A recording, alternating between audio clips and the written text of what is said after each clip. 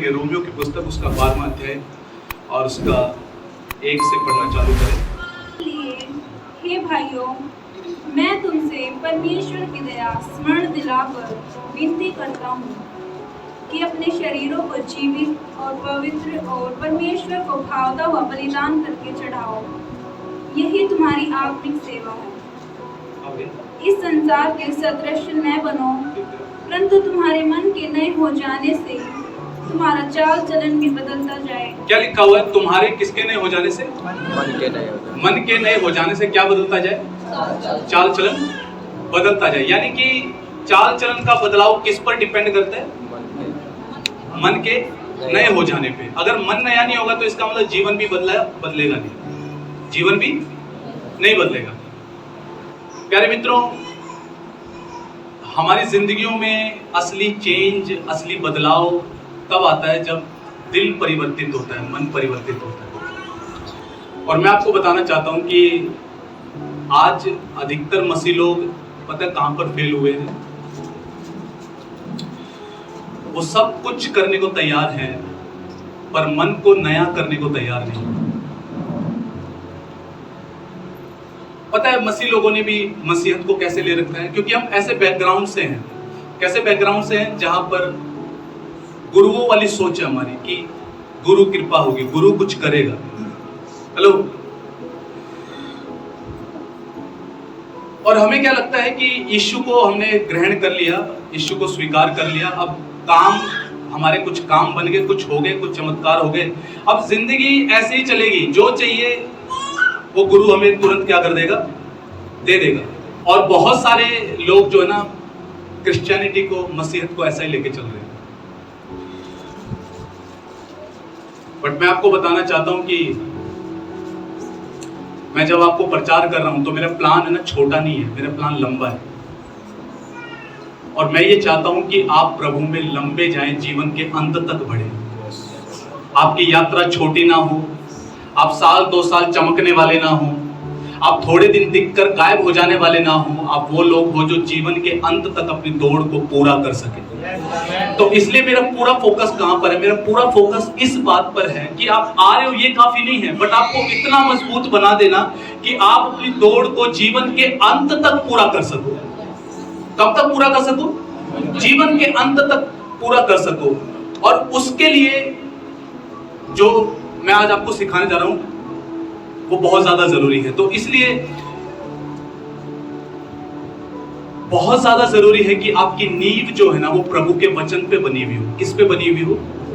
जो वचन कहता है उस पर बनी हो। इसको ना पत्थर की लकीर मान लीजिए, बस क्या मान लीजिए? जो इसमें लिखा है उससे ऊपर कुछ नहीं है। प्रभु ने क्या बोला? मैंने अपने बड़े नाम से बढ़कर अपने वचन को क्या रखा है? ऊपर रखा है, ऊंचा स्थान दिया है, महत्व दिया है। तो इसका मतलब अगर प्रभु इसे महत्व देता तो हमें भी किसको महत्व देना है? इसी को महत्व देना है। कुछ समझ आ रहा है क्या? मैं आपको क्या बताना चाहता हूं, सुनो। हाथ रखकर प्रार्थना करने का अपना महत्व है, मैं मना नहीं कर रहा। प्रभु का जन आपके सर पे हाथ रखे, प्रार्थना करे, मैं उसके लिए मना नहीं कर रहा। अनॉइंटिंग ऑयल या अनॉइंटिंग वाटर या अनॉइंटेड रुमाल, इनका महत्व है, मैं मना नहीं कर रहा।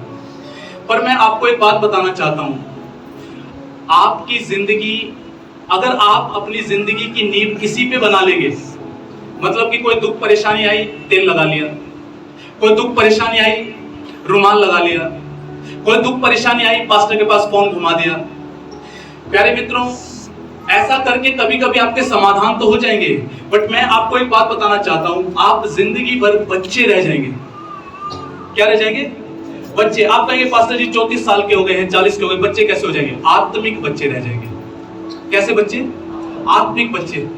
और सुनो, मैं उस यीशु का दिल बता रहा हूं, मैं उस परमेश्वर का दिल आपको मैं बता रहा हूं। उस परमेश्वर का दिल क्या है कि जो उसके राज्य में नया जन्म पा चुके हैं, वो मसीह में बच्चे ना रहे, वो सयाने बने, परिपक्व बने, सयाने बने। कैसे बने?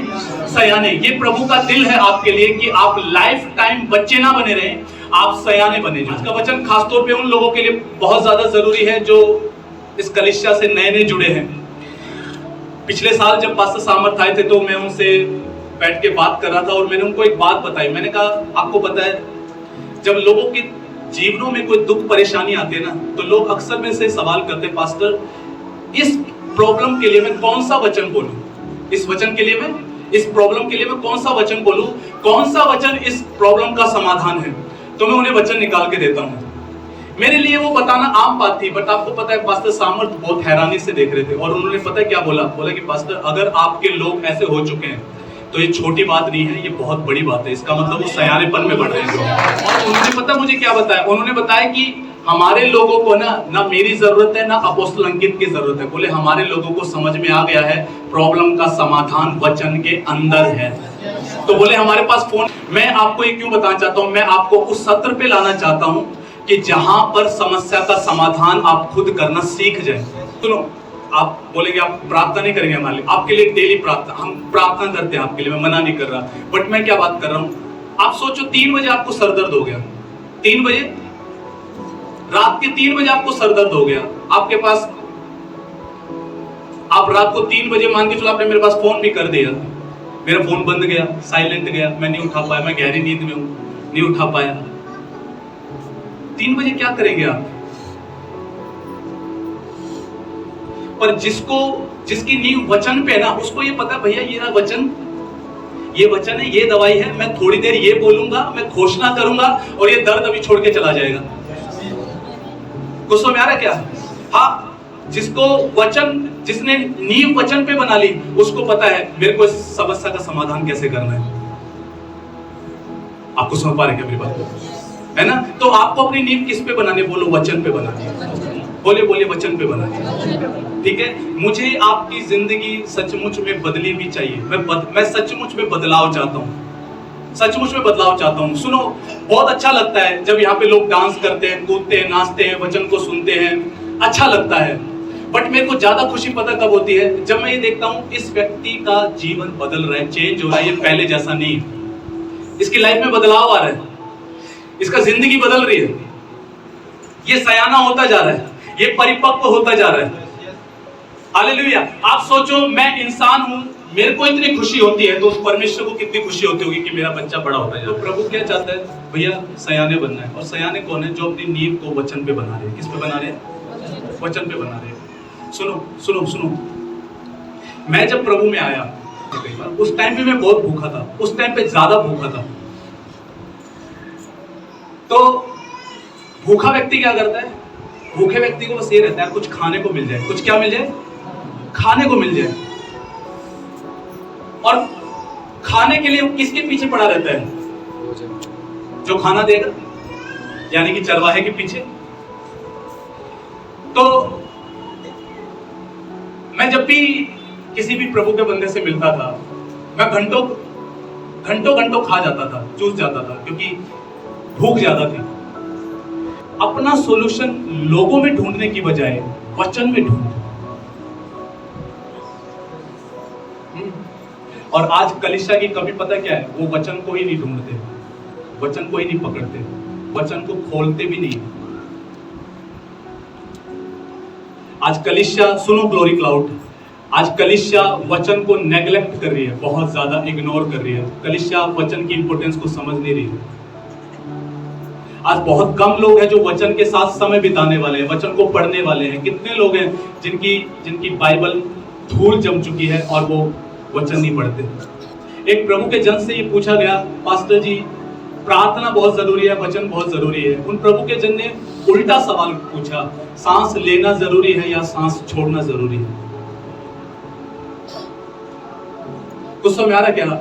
इसलिए प्यारे मित्रों, आप वचन को नेग्लेक्ट करके नहीं जी सकते। वचन को इग्नोर करने का मतलब पता है क्या है? वचन को इग्नोर करने का मतलब है स्वयं यीशु को इग्नोर कर देना, क्योंकि यीशु ही वचन है।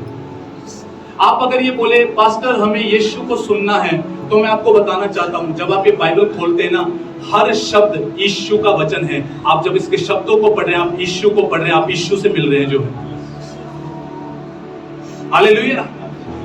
आज प्यारे मित्रों, मैं क्यों ये बातें बोल रहा हूं? जब प्रॉब्लम आएगी तब भविष्यवाणी याद नहीं आएगी, जब प्रॉब्लम आएगी वचन याद आएगा। आपको भविष्यवाणी नहीं संभालेगी, आपको वचन संभालेगा। जब मैं प्रॉब्लम में होता हूं मुझे भविष्यवाणियां याद नहीं आती, मुझे वचन याद आता है, मैं वचन की तरफ जाता हूं, मैं वचन देखता हूं। हेलो, कुछ समझ आ रहा क्या?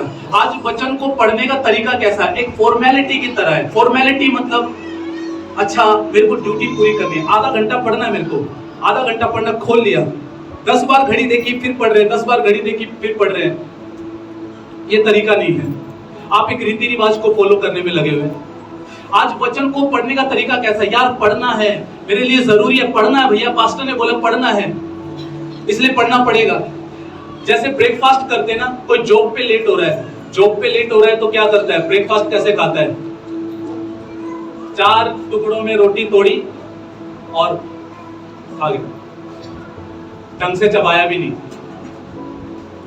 सेम ऐसे आज वचन को पढ़ने का तरीका है।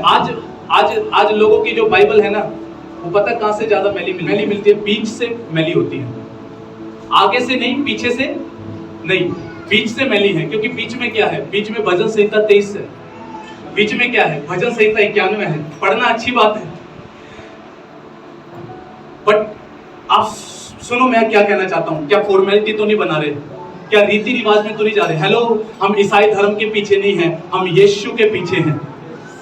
हम ईसाई धर्म वाले नहीं हैं। ईसाई धर्म वालों की बाइबल आपको पता कहां रहती है? उनके चर्च में चले जाओ, उनकी जो बाइबल है वो बेंच के पीछे रहती है। बेंच होते हैं, वो बेंच पे बैठते हैं, उसके पीछे जगह होती है, उसमें वो बाइबल रखते हैं।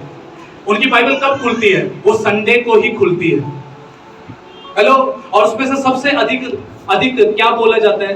हे हमारे बाप को जो आसमान में है, तेरा नाम पाक माना जाए। ये प्रार्थना रटी रटाई, उसका मतलब चाहे ना पता उन्हें, बट आप ऐसे तो कहीं पीछे नहीं चले जाए। आप ऐसा तो नहीं करें, आप ऐसा मत करना भैया, हम ईसाई नहीं हैं, वी आर नॉट क्रिश्चियंस। हम ईसाई धर्म को फॉलो नहीं कर रहे, हम यीशु को फॉलो कर रहे हैं, यीशु के पीछे चल रहे हैं। इसलिए वचन को ज्यादा महत्व दें। आपका वचन पढ़ने का तरीका आज से बदल जाए, आप भूखे हो जाए, प्यासे हो जाए, आपके अंदर एक तड़प आए प्रभु के वचन को लेकर। और अक्सर एक स्टोरी बताता हूं मैं। एक गांव में बाढ़ आई। क्या आई? बाढ़ आ गई गांव में, और एक बंदा तैरते तैरते तैरते गया और अपनी बाइबल को बचा के लेके आया। गांव वाले बोले, अरे भैया आप कितना प्यार करते हो वचन से, बहुत प्यार करते हो आप तो वचन से। और वो थका हुआ हाफ रहा है, और उसने बाइबल खोली और पेज पलट रहा है, तो उसमें देखा, उसमें ATM card, debit card, credit card सब रखा हुआ उसमें। बोला, वो निकाल के, वो शुक्र है। तो बाइबल आज के टाइम पे इन चीजों के लिए क्या हो रही है? इस्तेमाल हो रही है। आपका प्रभु के वचन से संबंध होना बहुत जरूरी है। वचन से संबंध होने का मतलब है स्वयं यीशु से संबंध होना। यीशु मसीह ही वचन है। उसने वो सीधा लिखा हुआ है, आदि में क्या था? वचन। वचन किसके साथ था? प्रभु के साथ। और वचन ही कौन था? जब आप वचन पढ़ रहे हैं, आप परमेश्वर को पढ़ रहे हैं। जब आप वचन पढ़ रहे हैं, आप परमेश्वर के साथ ही समय बिता रहे हैं। हालेलुया। और अगर वचन को नेग्लेक्ट करें, सुनो, आप बोलेंगे पास्टर मैं तो प्रेयर करता हूं, मैं तो प्रेयर करती हूं। सुनो, आपकी प्रेयर्स खोखली हैं, खाली हैं, इफेक्टिवलेस है, प्रभावशाली नहीं है अगर उनके अंदर वचन नहीं है तो। वहां पर शुरुआत में क्या लिखा हुआ है? आदि में क्या था? आदि में परमेश्वर ने क्या किया? आकाश और पृथ्वी की सृष्टि की। क्या लिखा हुआ है? गहरे जल के ऊपर कौन मंडराता था? परमेश्वर का आत्मा मंडराता था। वो कब तक मंडरा था नहीं पता, 10 साल, 20 साल, अरबों साल, करोड़ों साल नहीं पता, पर लिखा है कि गहरे जल के ऊपर परमेश्वर का आत्मा क्या करता था? मंडराता था। वो मंडराया जा रहा था, पर उसने काम करना कब शुरू किया? लिखा है, और परमेश्वर ने कहा। परमेश्वर ने क्या किया? कहा। यानी कि वचन आने के बाद पवित्र आत्मा ने अपना कार्य करना शुरू किया। यानी कि पवित्र आत्मा कार्य कहां कर सकता है? जहां पर प्रभु का वचन है। जहां वचन नहीं है वहां आत्मा काम नहीं कर सकता। आप आत्मा और वचन को अलग नहीं कर सकते, ये दोनों एक साथ है। हेलो, आप अगर ये बोले मैं टंग्स में घंटों प्रार्थना करता हूं, मैं 10-10 घंटे टंग्स में प्रेयर कर लेता हूं, बट मेरी जिंदगी में वचन नहीं है, आप पता कैसे होंगे? आप ठीक है, आप 10 घंटे प्रार्थना तो कर लेंगे, आप 10 घंटे प्रार्थना करके घमंड से चढ़े होंगे, आपकी लाइफ में चेंज नहीं होगा, बदलाव नहीं होगा, क्योंकि वचन नहीं है। मैं बताता हूँ आपको, पता बहुत सारे लोगों की प्रार्थनाएं तो उत्तर क्यों नहीं है? उसका रीजन पता है क्या है? वो प्रार्थना तो करते हैं, उसके साथ वचन को नहीं जोड़ते। आपका कोई भी विषय, मान के चलो आप अपने घराने के उद्धार के लिए प्रार्थना कर रहे हैं, उसके साथ वचन जोड़ते हैं क्या? कौन से वचन से आप बात करते हैं? चलो मैं आपको एक एग्जांपल देता हूं, सुनो। वकील होता है, दो वकील बैठे हुए, इनको तो ज्यादा पता है। वकील होता है, वकील जब जज के सामने जाता है, क्या लेके जाता है? धाराएं लेके जाता है। जज साहब, फलाने फलाने सेक्शन में ये लिखा हुआ है, ऐसा ही होता है। उसके केस को, जब वो केस लेके जा रहा है, केस लड़ रहा है, तो कौन सी धारा उसके केस को सपोर्ट कर रही है, वो उस धारा को बताता है, उस सेक्शन का नाम लिख के उसको बताता है, जज साहब ये मेरे क्लाइंट को सपोर्ट करता है, ये जो धारा सपोर्ट करती है। सेम ऐसे ही कौन सा वचन आपके प्रेयर रिक्वेस्ट को सपोर्ट कर रहा है? हेलो, मलाकी की पुस्तक में लिखा हुआ है, मुझे मेरे वायदों को स्मरण कराओ, मेरे वायदे स्मरण कराओ। क्या आप वायदे स्मरण कराते हैं? क्या आप प्रभु को बोलते हैं, प्रभु तेरा वचन इसमें लिखा हुआ है, प्रभु तेरा वचन लिखा हुआ है, दुगना आदर मेरा भाग है, मैं बेइज्जती मेरे जीवन का हिस्सा नहीं है, मैं बेइज्जती मेरे जीवन का हिस्सा नहीं है। प्रभु तेरा वचन कह रहा है, दुगना आदर मेरा भाग है। हेलो, प्रभु तेरा वचन बोलता यीशु के कोड़े खाने से मैं चंगा हूं। तेरा वचन बोलता प्रभु मैं मसीह यीशु में स्वर्गीय स्थानों में सब प्रकार के आत्मिक आशीषों से आशीषित हूं। तेरा वचन बोलता है प्रभु कि मैं पाप और मृत्यु की व्यवस्था से आजाद हूं, मैं श्रापों से स्वतंत्र हूं। तेरा वचन बोलता है प्रभु। क्या आप प्रार्थना के साथ, अपने विषयों के साथ वचन जोड़ते हैं? आप अपने घराने का उद्धार चाहते हैं, बट क्या कभी आपने प्रभु को बोला तेरा वचन बोलता है प्रभु तू बचो, तेरा घराना उद्धार पाएगा? ये आयत सपोर्ट करती है प्रभु, ये तेरा वायदा है। हालेलुया। अपने पड़ोसी को बोलिए जहां वचन नहीं वहां आत्मा का कार्य नहीं। एक लड़का, मान के चलो एक लड़की से ये बोले मैं तुझसे बहुत प्यार करता हूं, मैं तुझसे मैं तेरे से घना प्यार करता हूं, पर ये बोले कि मुझे तेरी बातें अच्छी नहीं लगती, मुझे तुझसे सुनना अच्छा नहीं लगता, तू जब बोलती है तो मजा नहीं आता। क्या उसे प्यार है? ये बिल्कुल ऐसे ही है। आप ये बोलो मैं यीशु से प्यार करता हूं, मैं प्यार करती हूं, बट यीशु की बातों से प्यार नहीं। आप कैसा प्यार करते हैं? आपको और उसकी बातें क्या? प्रभु का वचन, उसकी बातें सारी वचन के अंदर है। तो अगर मैं ये कहूं मेरे को यीशु से प्यार है और वचन से कोई लगाव नहीं है, वचन से कोई प्यार नहीं है, तो भैया काहे का प्यार है? कैसा प्यार है? बट मैं आपको बताना चाहता हूँ कि प्रभु का आत्मा चाहता है कि कलीसिया सीरियस हो वचन को लेकर। आप वचन वाले हो, ये वो कलीसिया हो जो वचन पर टिकी हुई कलीसिया हो। मैं आपको बताना चाहता हूँ, सुनो, जब मैं नई सेवा शुरू की ना और लोग आने लगे, तो मैं ये बहुत चलाता था। तो मैं प्रभु को बोलता था प्रभु शहर वाले तो वचन को समझ जाएंगे, शहर वाले तो वचन को, और प्रभु शहर वाले ही वचन को ज्यादा इंपॉर्टेंस देंगे, प्रभु गांव वालों को ना ज्यादा समझ में नहीं आने वाली बात है। मैं ऐसा सोचता था। बट आज मैं आपको एक बात बताता हूँ, पवित्र आत्मा ने मेरे को रॉन्ग प्रूफ कर दिया। इस कलीसिया में गांव के लोग ज्यादा वचन से प्यार करते हैं और शहर के लोग हाईफाई है, फैशनेबल है, उनको कोई लगाव नहीं है। ज्यादा लगाव गांव वालों को देखा मैंने। और एक चीज मैं आपको बताना चाहता हूँ, आपका जीवन सही से पता कब परिवर्तित होना चालू होगा, कब बदलना चालू करेगा? जब ये वचन आपके दिलों में जाना चालू कर देगा। कहाँ जाना चालू कर देगा? दिलों में जाना चालू कर देगा।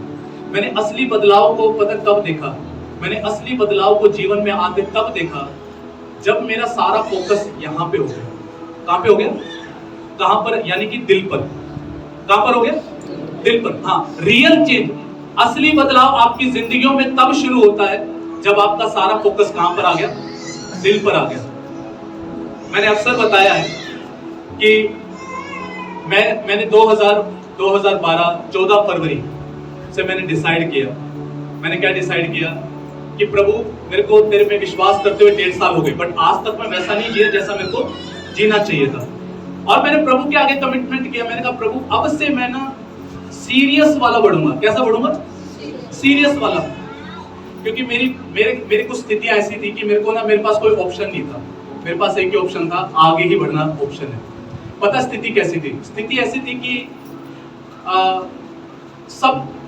स्थिति ऐसी थी कि जो संघर्ष चल रहा था, उस संघर्ष को देखते हुए तो ऐसा हो रहा था कि पीछे चले जाते हैं, वापस लौट जाते हैं, यीशु को छोड़ देते हैं। लेकिन एक चीज अंदर आती थी क्या सच्चाई जानकर जो तेरी आंखें खुल चुकी है, जो तूने अब अनुभव किया है, क्या वो सच्चाई जानकर तू पीछे जाएगा? मैं आपको सच कह रहा हूं, यही मेरे मन में आता था। कई बार संघर्ष होता था, मन में आता था अब से पास्टर से नहीं मिलूंगा, अब से चर्च नहीं जाऊंगा, मैं छोड़ दूंगा। लेकिन अंदर से आता था, जिस सत्य को तू जान चुका है, क्या इस सत्य को छोड़कर तू वापस दुनिया में जाएगा? क्या एक दिन यही सत्य तेरे सामने पेश नहीं किया जाएगा कि देख तुझ पर बातें प्रकट की गई थी, बट तू खुद मुकर गया उन बातों से। तो फिर मैं क्या सोचता, मेरे मन में एक ही बात आती, अब कोई ऑप्शन नहीं है, अगर बढ़ना है तो ढंग से बढ़ो, आधा अधूरा नहीं बढ़ना। ये मेरे मन में था। मेरे दो पैर थे, एक दुनियादारी में, एक मसीह में, इस तरीके का जीवन था। और मेरे को समझ में आ गया था, तू इस तरीके की लाइफ से जिएगा ना, तू बहुत जबरदस्त पलटी खाएगा। जो बेटर ये है, एक रास्ता चुन ले। और मेरे मन में मैं जान गया था, भैया सच्चाई यही है, चलना इसी के पीछे है, इसके पीछे चलेगा। मेरे मन में एक बात आ गई थी, हो सकता है तू पीछे चला जाए, तेरा उद्धार भी कैंसिल, तेरे परिवार का उद्धार भी कैंसिल, बट तू आगे जाएगा, तेरे परिवार का भी उद्धार होगा, बहुत सारे लोगों का उद्धार होगा, बहुत सारे लोग यीशु को जान पाएंगे। तो 2012 के अंदर मैंने एक ऐसा डिसीजन लिया, एक डिसाइड किया, मैं पूर्ण रीति से, पूर्ण समर्पण, आधा अधूरा नहीं, पूरा समर्पण मैंने प्रभु यीशु मसीह को किया। पूर्ण समर्पण मतलब कि भैया अब जो होगा देखा जाएगा, अब तो आगे ही बढ़ना है, आगे चलना है। और उस समर्पण में से सबसे इंपॉर्टेंट जो समर्पण, मैंने जो 3 समर्पण किए थे, क्या मैं प्रतिदिन प्रार्थना करूंगा, मैं प्रतिदिन प्रभु का वचन पढ़ूंगा, और जो वचन बोलता है मैं उसके अनुसार चलने का प्रयास करूंगा। ये मेरा समर्पण था। तो समझ आ रहा क्या? यही नहीं कि मैं इस वचन पढ़ूंगा, बट मेरे अंदर था कि मैं वचन के अनुसार चलने का क्या करूंगा, प्रयास करूंगा। मैं डेली सुबह उठता, प्रार्थना करता, वचन में समय बिताता, और मेरी हर दिन पता क्या कोशिश होती थी, प्रभु आज मैं पाप नहीं करूंगा, आज मैं पाप, प्रभु आज इस जुबान से चुगलियां नहीं मारूंगा, आज किसी की चुगली सुनूंगा नहीं प्रभु। और पता क्या होता था, शाम आते आते वही दिन होता था जिस दिन सबसे ज्यादा पाप होते थे। खूब चुगलियां मारना, बुराइयां निकलना, बार बार जुबान से बुराइयां निकलना, बुराइयां सुनना, और मैं फेल हो जाता। अगले दिन फिर उठता, मैं प्रभु को फिर बोलता, प्रभु आज पाप नहीं करूंगा, आज पाप नहीं करूंगा प्रभु। और अगले दिन फिर पूरा दिन निकल जाता। शाम होते होते, जब वो शुरुआत में मेरी आदत थी, मैं अपना रिकॉर्ड लिखता था, तू आज कैसा जिया है, तेरे साथ कौन कौन सी गलतियां हुई, कौन से पाप हुए, तो मैं ऐसा ना अकाउंट बना के लिखता था। तो शाम तक है ना देखता, तो मेरे को 10 में से 0 नंबर मिलते थे। बहुत सारे, आज झूठ भी बोला, आज मम्मी पापा को उल्टा भी बोला, आज मैंने जुबान से भी पाप किए, उसके फलाने के बारे में मैंने गंदा भी सोचा, गलत भी सोचा, सब उसमें। और मेरे हमेशा 10 में से कितने नंबर होते थे? 0 नंबर एवरीडे। यही हाल था। मार्च, अप्रैल, मई, जून, जुलाई, अगस्त, सितंबर निकल गया, और मैं हर दिन यही सोच के उठता, प्रभु आज नहीं करूंगा, आज मैं अच्छा चलूंगा, आज मैं सही जीऊंगा प्रभु, आज मैं गलत संगत नहीं करूंगा, आज मैं सचमुच में सही चलूंगा। और एवरीडे सितंबर तक यही था। कुछ तारीखें में नहीं भूलता, समय, मतलब कुछ ऐसे इंसिडेंट हैं प्रभु के साथ के अनुभव में जो मेरे से भूले नहीं जाते, मेरे को याद रहती है। वो तारीखें भी याद रहती हैं, हर एक तारीख याद नहीं है, बट वो कुछ खास तारीखें याद है। 2 अक्टूबर गांधी जयंती होती है ना, 2 अक्टूबर 2012 को एक दिन जब मैं ऐसा ही सोच रहा था, प्रभु आज से पाप बंद, आज से कोई पाप नहीं, सडनली अंदर से पवित्र आत्मा की एक आवाज मेरे अंदर आती है। वो क्या? जो कुछ निकलता है वो भीतर से ही निकलता है। कहां से निकलता है? भीतर से ही निकलता है। और प्रभु ने मुझे पता क्या समझाया? प्रभु ने समझाया, मान के चल अगर तेरे दिल में किसी को लेके प्यार है तो क्या तू उसकी बुराई करेगा? हेलो, यानी कि दिल में अगर प्रेम होगा तो बुराई नहीं होगी, प्यार होगा तो बुराई नहीं होगी। मेरे को समझ में आ गया कि प्रभु मुझे ये कहना चाह रहा है, ये सब छोड़ के आज मैं पाप नहीं करूंगा, ये नहीं करूंगा, अब से दिल पर काम करना चालू कर। क्योंकि जो कुछ निकल रहा है वो कहां से निकल रहा है? बोलो, दिल से निकल रहा है। कहां से निकल रहा है? हाँ, बाइबल में क्लियर लिखा हुआ है, एक भला मनुष्य मन के भले भंडार से अच्छी बातें निकालता है। कहां से निकालता है? मन के भले भंडार। हेलो, कहां से निकालता है? मन से निकालता है, यहां से निकालता है, दिल से निकालता है। मतलब जो निकल रहा है वो कहां से निकल रहा है? एक बार क्या होता है, यीशु मसीह के जो 12 चेले थे वो खाना खाने लगते हैं बिना हाथ धोए। कैसे? बिना हाथ धोए खाना खाने लगते हैं। और वहां पर जो उस समय के ज्ञानवान लोग थे, पंडित शास्त्री लोग थे, अपने आप में ज्ञानी लोग जो सारी व्यवस्था जानते, सारा वचन जानते, वो लोग, वो यीशु के चेलों को ना हमेशा टकटकी लगा के देखते थे। क्यों देखते थे? क्योंकि वो ये सोचते थे कि इनमें हम कुछ कमियां पाए, कुछ गलतियां पाए और हम इसको क्या करें, टोके। तो वो क्या बोलते हैं, वो यीशु को जाके बोलते हैं, सुन, तेरे चेले बिना हाथ धोए क्या करते? खाना खाते। मैं इस बात को क्लियर करना चाहता हूं, सुनो। आप अगर ये बोले पास्टर क्या हाथ धोने चाहिए खाना खाने से पहले, आप समझना बिल्कुल धोने चाहिए भैया। कीटाणु होते हैं, हम कहीं से हाथ मिलाते हैं, बाजार जाते हैं, बहुत सारी चीजें होती है, धोने चाहिए। बट वो किस मैटर में था उसको सुनो। वो मैटर क्या था वो सुनो। वो मैटर ये था कि वो ये सोचते थे कि अगर हमने किसी से हाथ भी मिला लिया तो हम क्या हो गए, अशुद्ध हो गए। मैंने इसके बारे में स्टडी किया। उस समय के जो पंडित शास्त्री लोग होते थे वो पता क्या करते थे, अगर 20 बार बाजार गए ना, 20 बार जाके नोटों का लेन देन किया है, क्या किया है, नोटों का लेन देन, हाथ मिलाया है, किसी से मिले, वो 20 बार आके नहाते थे। उन्हें क्या लगता था, हम क्या हो गए हैं, अशुद्ध हो गए। और इसलिए वो यीशु को जाके बोलते, देख तेरे चेले बिना हाथ धोए क्या कर रहे हैं, खाना खा रहे हैं। यीशु वहां पर एक बात समझाता है, कहता है जो कुछ बाहर से आता है वो अशुद्ध नहीं करता, जो कुछ भीतर से निकलता है वो मनुष्य को क्या करता है। और उसने बोला भीतर से क्या आता है, उसने भीतर से बोला अभिमान आता है, गंदे विचार आते हैं, घमंड आता है, गुस्सा आता है। हेलो, उसने बोला जो कुछ भीतर से निकलता है वही मनुष्य को क्या करता है, अशुद्ध करता है। जो कुछ कहां से निकलता है, भीतर से। सुनो, तो यानी कि असली बदलाव कहां होना चाहिए, बोलो भीतर होना चाहिए, बोले अंदर होना चाहिए। यानी कि अंदर मेन चेंज नहीं आया। मैं आपको एक बात बताता हूं, सुनो। आप प्रार्थना में गए, मान के चलो आप प्रेयर में गए, आपने प्रार्थना की, ठीक है, आपने क्या की, प्रार्थना की। मान के चलो आपने 12 घंटे प्रेयर कर लिया, आमीन, 12 घंटे क्या कर लिया आपने, प्रार्थना कर ली। अब सुनो, 12 घंटे प्रेयर करने के बाद वो व्यक्ति सामने आ गया जिससे आप चिढ़ते हो, जो आपको पसंद नहीं है, सामने आया, आपका मूड एकदम बढ़िया क्योंकि आपने 12 घंटे प्रेयर किया। और जैसे वो सामने आया, एकदम से आपका ये मूड ऑफ हो गया, देखिए मैं किसकी शक्ल देख ली। मेरा एक सवाल आपसे, क्या आपकी प्रार्थनाओं ने कुछ किया आपके जीवन में? अगर 12 घंटे प्रार्थना करने ने थोड़ा सा भी दिल नम्र ही नहीं किया, नरम ही नहीं किया, तो आपकी प्रार्थना रीति रिवाज और कुछ नहीं। क्योंकि यीशु का मेन फोकस कहां पर है, बोलो दिल पर है। हाँ भैया, सच में दिल में है, दिल पर है। एक बार एक लड़की होती है 5 साल की, उसके जो पिताजी थे वो हमेशा से ये चाहते थे कि मेरे घर पे ना लड़का होना चाहिए, लड़की नहीं होनी चाहिए। क्या होना चाहिए? तो उसके जो पापा थे वो उससे वैसा प्यार नहीं करते थे जैसा प्यार वो किसी एक लड़के से करते थे। उसका कारण क्या था? उसके पापा आर्मी में थे, तो वो ये सोचते थे कि भाई लड़का होगा तो उसको भी फौजी बनाऊंगा, उसको भी आर्मी में भर्ती कराऊंगा, मैं उसके साथ क्रिकेट खेला करूंगा, फुटबॉल खेला करूंगा, मैं उसके साथ जॉगिंग पे जाया करूंगा, मैं उसको ऐसे पढ़ाऊंगा, फिर मैं ऐसे उसके एजुकेशन करवाऊंगा। ये सब उसके पापा के सपने थे। तो जब लड़की हुई तो उसके पापा क्या नहीं थे, खुश नहीं थे। क्या नहीं थे? खुश नहीं थे, हैप्पी नहीं थे। रीजन क्या था? रीजन ये था कि उसके पिताजी के जो सपने थे लड़के को लेकर वो क्या नहीं हो रहे थे, पूरे नहीं हो रहे थे। तो लड़की को वैसा प्यार नहीं किया। लड़की जब 5 साल की हुई तो उसको धीरे धीरे ये समझ में आने लग गया कि मेरे पापा मेरे से वैसा प्यार नहीं करते जैसा वो किसी बेटे से करते, क्योंकि उसने उसके पापा को उसकी मम्मी से बात करते हुए सुन लिया था कि भाई लड़का होता तो मैं ऐसा करता वैसा करता। तो इस लड़की ने क्या सोचा? इस लड़की ने सोचा मेरे पापा मेरे से बहुत सारा प्यार करें, क्यों ना मैं लड़का बन के देखती हूँ। क्या बन के देखूं?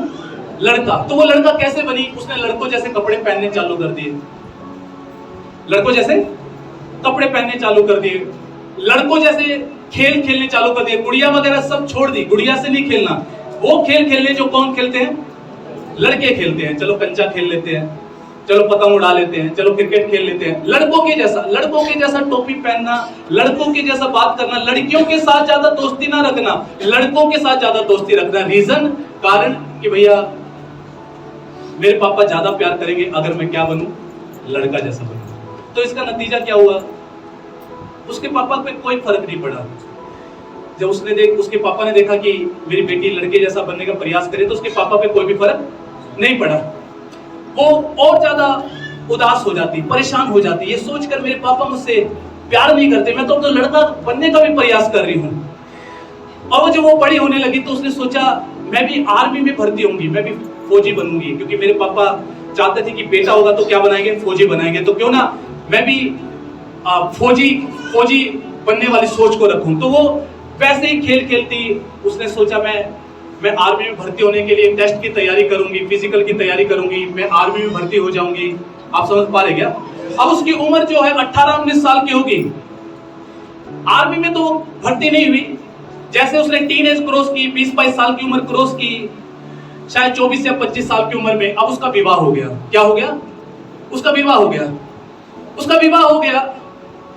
उसका विवाह होने के बाद, विवाह तो हो गया है, बट उसकी सारी आदतें आदमियों वाली है, उसका सोचना आदमियों जैसा है, उसका बर्ताव आदमियों जैसा है, उसका पहनावा आदमियों जैसा है। वो कोई सूट सलवार नहीं डालती, वो आदमियों जैसे कपड़े पहनती है शादी होने के बाद। तो उनकी मैरिज लाइफ में क्या दिक्कत परेशानी चालू हो जाती है? दिक्कत परेशानी ये चालू हो जाती है कि परिवार में मेल डोमिनेटेड होते हैं, आदमी की चलती है, आदमी निर्णय लेता है, बट उसकी सोच कैसी है? आदमियों जैसी है। तो वो क्या करते हैं अपने घर में, मेरी चलनी चाहिए, तेरी नहीं चलेगी।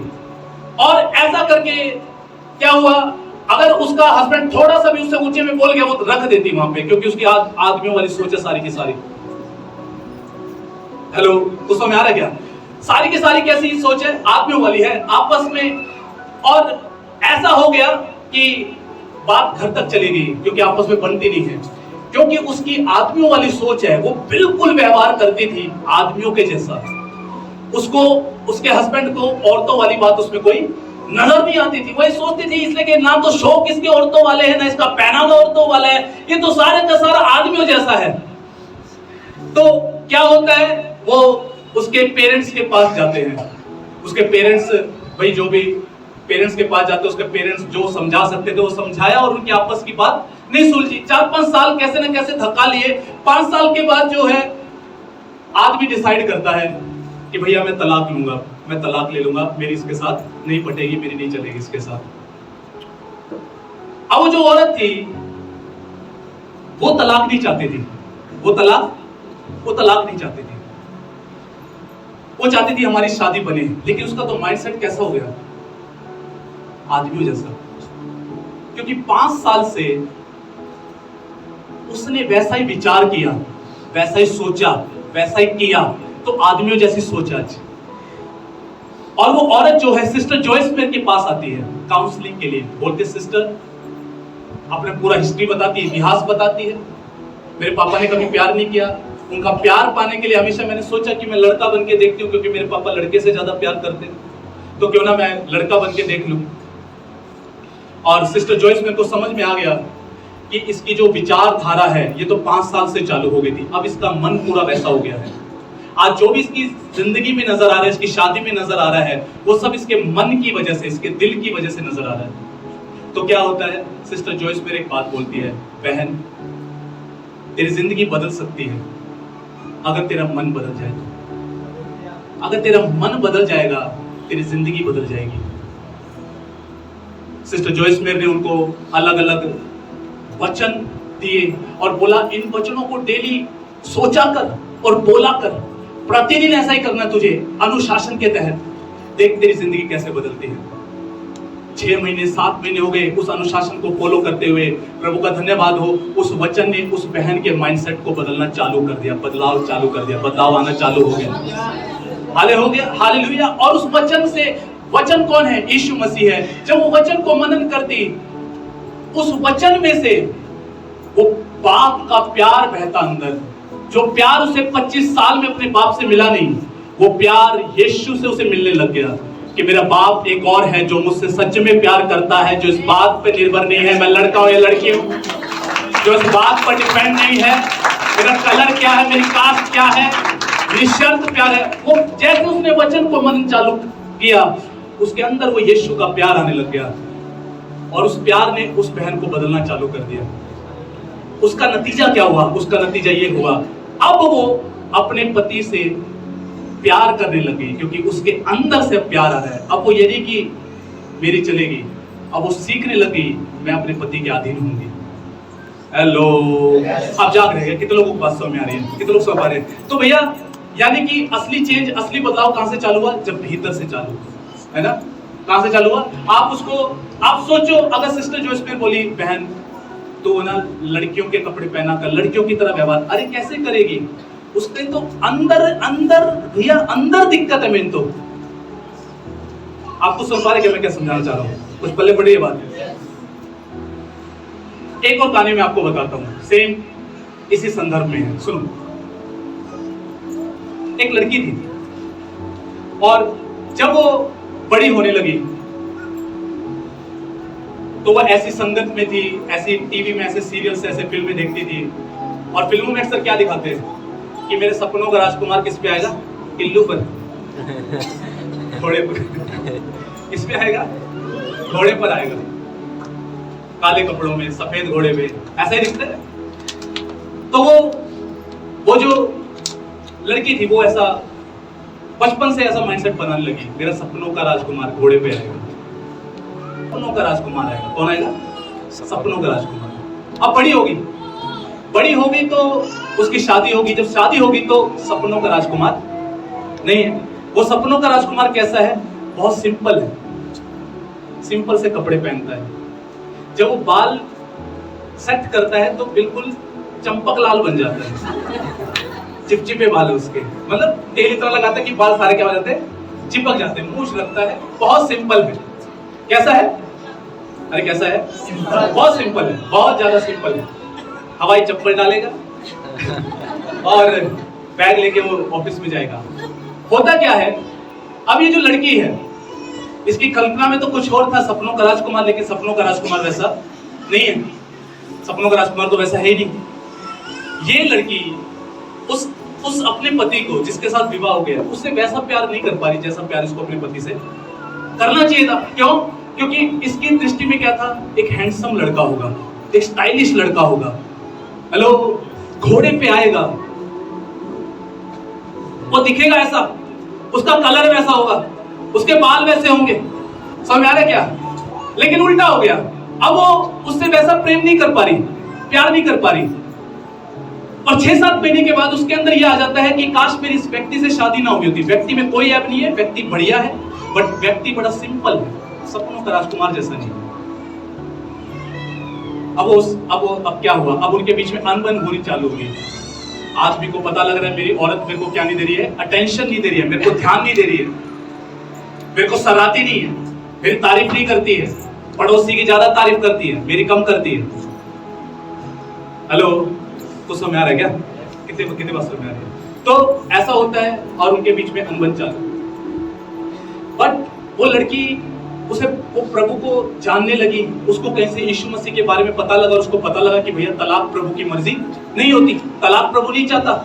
तो वो एक काउंसलर के पास जाती है, सिस्टर जोइस मेयर के पास आती है और बोलती है, सिस्टर मैं पहले प्रभु को नहीं जानती थी, अब मैं जानने लगी, मैं अपनी मैरिज को बचाना चाहती हूँ, मैं कैसे अपनी मैरिज को बचा सकती हूँ? सिस्टर जोइस मेयर ने यही पता करना चालू किया, आपकी क्यों नहीं बनती, क्या रीजन है। और उसने अपना पूरा थॉट प्रोसेस बताया। 5 साल की उम्र से मैं तो सपनों का राजकुमार सोचती थी और सपनों का राजकुमार मेरे को नहीं मिला। वो तो बड़े सिंपल है, वो तो बाल बड़े चिपका के करते हैं। हेलो, आपको सुन पा रहे हो क्या? उनकी शादी कहां से खराब हुई? यहां से, क्योंकि उस बहन का माइंडसेट सही नहीं था। तो सिस्टर जोइस ने कहां पे कार्य किया? बहन, ये प्रभु का वचन है, ये तेरे दिल को बदल सकता है, ये तेरे जीवन को बदल सकता है। तो इससे अपने मन को नया बना। तू जब इससे नया बनाएगी ना, सब तेरी शादी, तेरा सब कुछ सब बदल जाएगा। कुछ समझ आ रहा है क्या? और उस बहन ने प्रभु के वचन को लिया, उस वचन को मनन करना चालू किया, प्रतिदिन उस वचन को मनन करती, बोलती, अनुशासन के तहत उसने कोई भी टाइम फिक्स किया और मैं प्रतिदिन वचन को सोचूंगी और मैं बोलूंगी, मैं तब तक बोलूंगी, तब तक सोचूंगी जब तक ये मेरे भीतर के व्यक्ति को बदलना दे, हृदय को बदलना दे। हालेलुया। तो क्या किया, वो हृदय को वचन से बदलना क्या कर दिया, चालू कर दिया। हेलो, पता है क्या हुआ, एक और शादी बच गई। उसको अपना पति अच्छा लगने लग गया। उसको समझ में आया ये परमेश्वर की तरफ से ठहराया गया है। वो पहले केवल ये देख रही थी कि ये सुंदर नहीं है, बट अब उसको ये नजर आने लग गया है इसमें तो बहुत सारी क्वालिटी है, बहुत सारी खूबियां हैं, बहुत सारी अच्छाइयां हैं।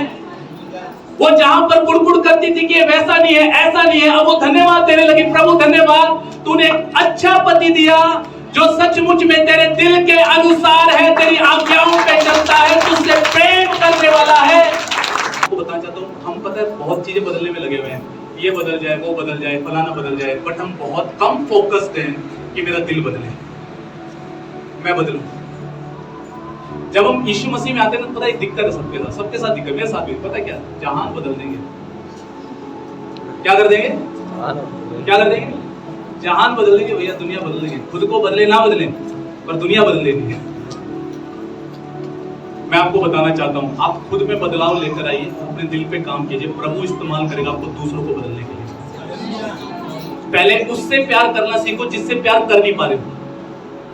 एक प्रभु के जन ने पिछले दिनों एक वो डाल रखा, उसमें पता है क्या लिखा हुआ, अगर मैं अपने परिवार से प्यार करना सीख गया हूं तो मेरी 90% सेवा पूरी हो चुकी है। बाइबल में एक व्यक्ति था जिसका नाम क्या था, मूसा। क्या था, मूसा। पता है ना, मूसा नाम सुना था ना, मोसेस, मूसा। क्या करता है वो, इजराइलियों को कहां ले जा रहा था, कहां लेके जा रहा था, कनान लेके जा रहा था। कनान में घुसने से पहले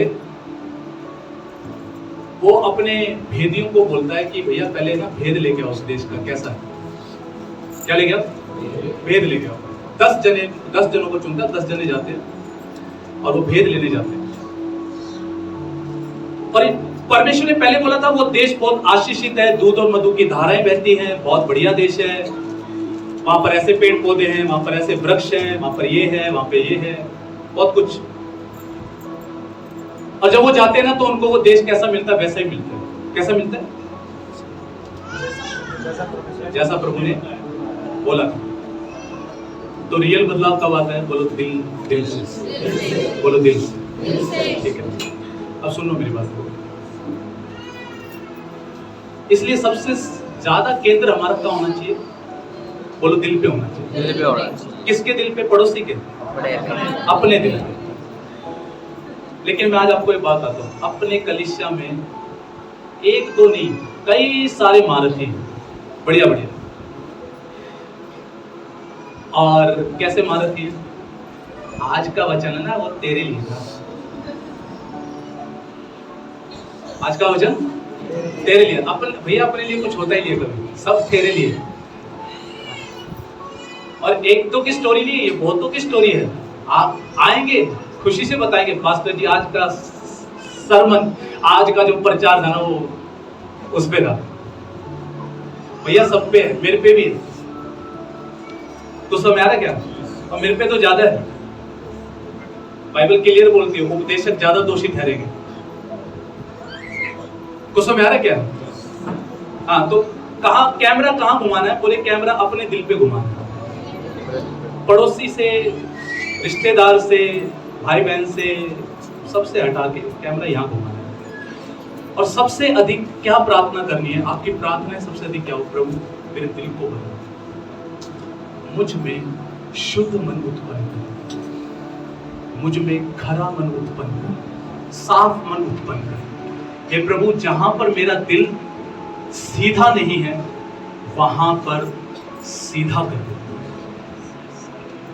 उसमें मेरा क्या है ना, सबसे अधिक मैं आपको बताना चाहता हूं, जब प्रभु ने मेरे दिल को टटोलना चालू किया ना, जब मेरे को समझ आया कि भैया अब ये सब नहीं करना कि आज मैं पाप नहीं करूंगा, मेरे को समझ में आएगा सारा तो यहां से निकल रहा है। अब जब यही ठीक हो जाएगा तो वो बाहर की चीजें तो अपने आप ही, अरे सीधी सी बात है, अगर मेरे दिल में नफरत है ही नहीं तो नफरत निकलेगी नहीं। मेरे दिल में नफरत नहीं है तो चुगलियां निकलेगी नहीं। दिल में प्यार है तो क्या निकलेगा, प्यार ही निकलेगा।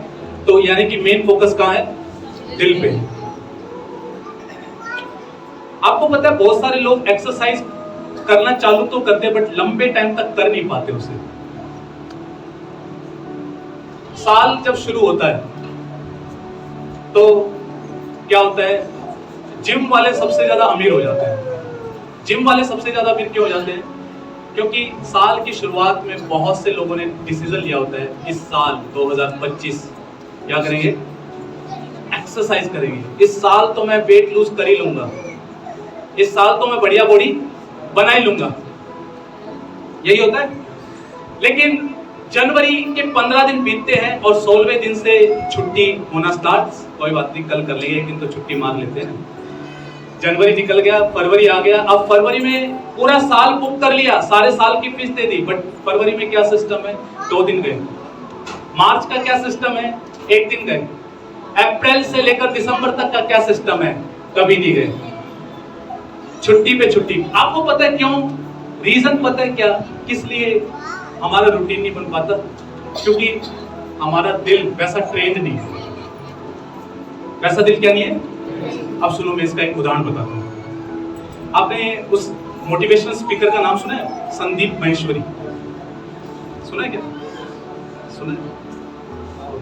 ठीक है। तो एक बार वो भाई एक बार ऐसा बता रहे थे कि बोले कि एक बार उनका वजन 85 प्लस चला गया, 85 से पार चला गया, और उन्होंने ये सोचा कि मैं अब से अपना वजन क्या करूंगा, कम करूंगा। क्या करूंगा? कम करूंगा। सो उन्होंने प्रयास किया, उन्होंने निर्णय लिया, मैं फास्ट फूड नहीं खाऊंगा, छोले भटूरे नहीं खाऊंगा, मैं एक्सरसाइज करूंगा, मैं ये करूंगा, वो करूंगा। उन्होंने ऐसा डिसीजन लिया। ओके, 3 दिन 4 दिन वो कर पाए और उसके बाद उन्होंने नहीं किया, और वो वजन 87 किलो चला गया। कितना हो गया? 87 केजी हो गया। वो सोच रहे यार मैं तो घटाने की सोच रहा हूँ, ये तो बढ़ता जा रहा है। कुछ समझ आ रहा क्या? और उनका वजन, अब वो एक रूटीन बनाना चाहते हैं बट उनसे क्या नहीं बन रहा, रूटीन नहीं बन रहा। तो उन्होंने सोचा कि मैं एक ऐसी आदत को अपनाऊंगा जो आसान हो। कैसी हो? आसान हो, और जिसे मैं क्या कर लूं, आराम से कर लूं। तो उन्होंने सबसे पहले पता कहां पे फोकस किया? उस भाई ने सबसे पहले फोकस किया अपने मन को बदलने में। क्या बदलने में? मन को बदलने में फोकस किया। और उन्होंने क्या डिसीजन लिया? उन्होंने डिसीजन लिया कि मैं जब एक टुकड़ा खाऊंगा रोटी का, उसे मैं 32 बार चबाऊंगा। कितनी बार चबाऊंगा? 32 बार चबाऊंगा। ये वेट लूज करने की टिप्स थी उनकी। तो समझ आ रहा क्या? वेट लूज करने की क्या थी? टिप्स थी। 32 बार चबाऊंगा। तो उन्होंने अपने मन को बदलने के लिए क्या किया? उन्होंने अपनी टेबल पे लिख दिया कि 32 बार चबाना है। क्या करना है? 32 बार चबाना है। और वो बार बार इसके फायदे पढ़ने लगे कि खाने को चबा चबा कर खाने के फायदे क्या हैं। बार बार इस बात को प्रतिदिन पढ़ने लगे और अपने रूम में लिख दिया, अपने ऑफिस में लिख दिया, खाने को कितनी बार चबाना है? 32 बार चबाना है। महीने, 2 महीने, 3 महीने उनका माइंड सेट बन गया सर। और जब भी वो खाना खाते, एक टुकड़े को 32 बार चबाते। कितनी बार चबाते? 32 बार चबाते। उससे पता है क्या हुआ? जहां पर उनकी भूख 4 रोटियों की थी, वो 2 रोटी में ही क्या हो जाती? पूरी हो जाती। 2 रोटी में क्या हो जाती? पूरी हो जाती। ऑटोमेटिकली अगले 3 से 4 महीने में क्या हो गया? वजन कम होने लग गया, क्योंकि उनका शरीर उनको ये बताने लग गया था कि तेरी रोटी की भूख 4 नहीं है, इतनी ही। लेकिन शुरुआत कहां से हो रही है? माइंड से। उसमें मेरा क्या भैया, जिंदगी के सारे बदलाव जो आएंगे ना, वो आपके दिल से शुरू होते हैं। तो मेन काम कहां पे करना है? दिल पे करना है। कहां पे करना है? दिल पे करना है। ऑलमोस्ट आपकी जिंदगी का हर बदलाव यहीं से चालू होगा। आप कितना ही सोचते रहिए मैं ऐसा कर लूं, वैसा कर लूं, ये बदल जाए, वो बदल जाए, बट मैं आपको बताना चाहता हूं, मसीहत भीतर से निकलती है, बाहर से भीतर नहीं आती, यहां से जाती है। कहां से जाती है? यहां से जाती है। तो इसलिए मेन बदलाव जो करना है ना, कहां पे करना है? दिल पे करना है। ओके, सो मैंने जो 2 बातें बताई आपको इस पे ध्यान देना है। प्रभु के वचन के साथ क्या करना है? समय बिताना है, ठीक है। आप जैसे प्रेयर को प्रायोरिटी देते हैं, प्लीज वचन को प्रायोरिटी दीजिए, ठीक है। और सबसे ज्यादा ध्यान कहाँ देना है? दिल पे देना, ठीक है।